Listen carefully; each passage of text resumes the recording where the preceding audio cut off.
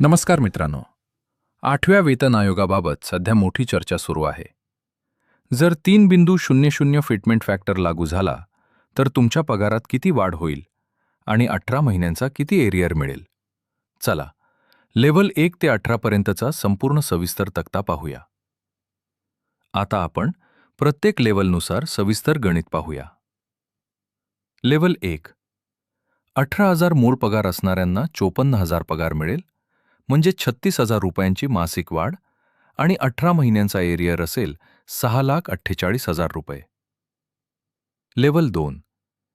19,900 मूळ पगार असणाऱ्यांना 59,700 पगार मिळेल, म्हणजे 39,800 ची मासिक वाढ आणि एरियर 7,16,400 रुपये.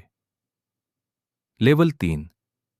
21,700 मूळ पगार असणाऱ्यांना 65,100 पगार मिळेल, म्हणजे 43,400 ची मासिक वाढ आणि एरियर 7,81,200 रुपये. लेव्हल 4. 25,500 मूळ पगार असणाऱ्यांना 76,500 पगार मिळेल, म्हणजे 51,000 रुपयांची मासिक वाढ आणि एरियर 9,18,000 रुपये. लेव्हल 5. 29,200 मूळ पगार असणाऱ्यांना 87,600 पगार मिळेल, म्हणजे 58,400 ची मासिक वाढ आणि एरियर 10,51,200 रुपये. लेव्हल 6. 35,400 मूळ पगार असणाऱ्यांना 1,06,200 पगार मिळेल, म्हणजे 70,800 ची मासिक वाढ आणि एरियर 12,74,400 रुपये. लेव्हल 7.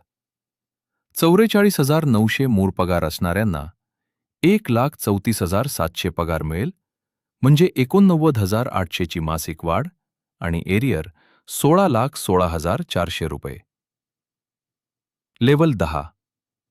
56,100 मूळ पगार असणाऱ्यांना 1,68,300 पगार मिळेल, म्हणजे 1,12,200 ची मासिक वाढ आणि एरियर चक्क 20,19,600 रुपये. लेव्हल 13.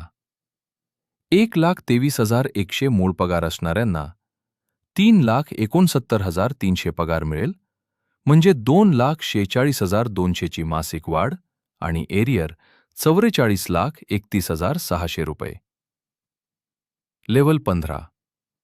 1,82,200 मूळ पगार असणाऱ्यांना 5,46,600 पगार मिळेल, म्हणजे 3,64,400 ची मासिक वाढ आणि एरियर तब्बल 65,59,200 रुपये.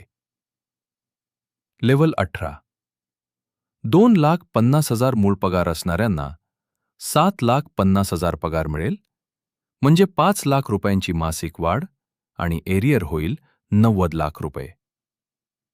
मित्रांनो, हे आकडे 3.00 फिटमेंट फॅक्टरच्या अंदाजावर आधारित आहेत. यामध्ये महागाई भत्ता DA जोडल्यास ही रक्कम आणखीनच वाढेल. अशाच महत्त्वपूर्ण अपडेटसाठी आपल्या चॅनलला सबस्क्राईब करा आणि हा व्हिडिओ सर्व सरकारी कर्मचारी बांधवांना शेअर नक्की करा. धन्यवाद.